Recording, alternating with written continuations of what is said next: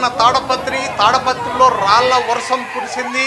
జేసీ వర్గీయులు, కాకర్ల రంగనాథ్ వర్గీయులు ఈరోజు వినాయక నిమజ్జనంలో రాళ్ల వర్షం కురిపించారు. వివరాల్లోకి వెళ్తే తాడపత్రిలో ఈరోజు వినాయక నిమజ్జనం ఉంది. పోలీసులు గట్టి బందోబస్తు చర్యలైతే చేపట్టారు. ఎటువంటి అవాంఛనీయ సంఘటనలు జరగకూడదు అంటూ కూడా గట్టి చర్యలైతే చేపట్టారు పోలీసులు. ఇక్కడ విజువల్స్లో చూస్తున్నాం. ఇక్కడ చాలామంది వినాయక నిమజ్జనంలో పాల్గొన్నారు. అయినప్పటికీ ఇక్కడ విషయం ఏంటంటే తాడపత్రిలో నివురుగప్పిన నిప్పుల ఒకే పార్టీలో ఉంటూ తెలుగుదేశం పార్టీలో ఉంటున్న కాకర్ల రంగనాథ్ ఈ మధ్య కాలంలోనే గతంలో వైఎస్ఆర్సీపీ పార్టీలో ఉన్నారు.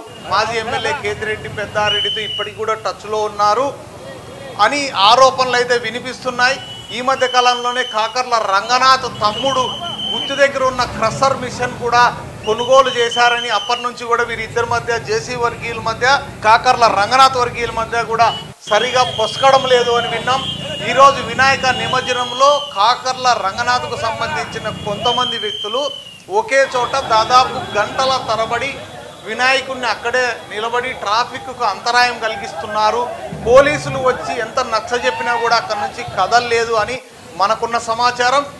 ఈ విషయంలో జేసీ ప్రభాకర్ రెడ్డి గారే స్వయంగా వెళ్ళి ట్రాఫిక్కు అంతరాయం కలుగుతుంది, దయచేసి మీరు ఇక్కడ నుంచి తీయాలి, ట్రాఫిక్ ఇబ్బంది కలుగుతుందని చెప్పినప్పుడు కూడా వినలేదని మనకున్న సమాచారం. ప్రభాకర్ రెడ్డి రంగంలోకి దిగి నచ్చజెప్పే ప్రయత్నం చేసినప్పటికి కూడా వాళ్ళు కేకలు వేశారంట. జై కాకర్ల అంటూ కొంతమంది, జై జేసీ అంటూ మరికొంతమంది నినాదాలు చేశారు. ఈ మధ్యలోనే తోపులాట జరిగింది. ఇరువురు రాళ్ల వర్షం కురిపించారు. రాళ్ళు ఒకరిపైన ఒకరు రాళ్ళు వేసుకున్నారు అని మనకున్న సమాచారం. ఇక్కడ విజువల్స్లో చూస్తున్నాం. పోలీసులకు లారీ అద్దాలు కూడా ధ్వంసమైనాయి. పోలీసులు గట్టి చర్యలు చేపట్టి ఆ అల్లరి మూకల్ని చెదరగొట్టారు. ఏది ఏమైనా తాడపత్రిలో మరొకసారి ఉద్రిక్తంగా మారింది. ఇటువంటి పరిస్థితుల్లో మరి సుప్రీంకోర్టు ఆర్డర్ ఇచ్చింది మాజీ ఎమ్మెల్యే కేతిరెడ్డి పెద్దారెడ్డి తాడపత్రికి వెళ్ళొచ్చు అని.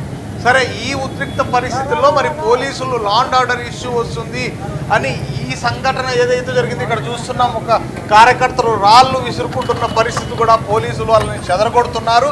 ఈ పరిస్థితుల్లో మరి మాజీ ఎమ్మెల్యే కేతిరెడ్డి పెద్దారెడ్డిని తాడపత్రికి అనుమతిస్తారా లేదా అనేది వేచి చూడాలి.